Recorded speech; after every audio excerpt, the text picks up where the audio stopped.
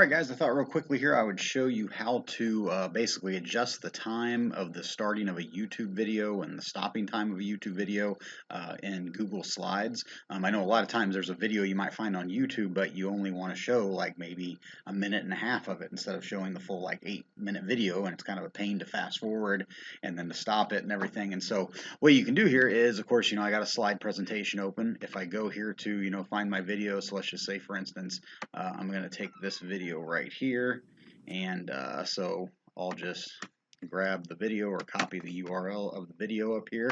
Then I'll come back here to my slides, and of course I'm going to insert a video.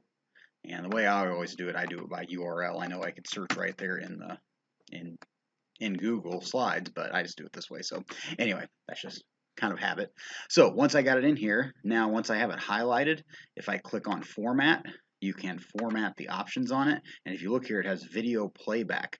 Okay, so again, click on Format and then Format Options. When you have the video highlighted, click on Playback, and now I can say, okay, I want it to start at 30 seconds and I want it to stop at 2 minutes. All right, so once I got that, now when I go to view my slides here, it should, when I click on play, there it starts at 30 It's so seconds. easy to look at And then it's Appomattox and going to forget that go until 2 minutes. All right, so that's how you can adjust the time of the starting point of a YouTube video and the stopping time of a YouTube video inside of Google Slides. All right, so that was all I wanted to share with you. Thanks a lot.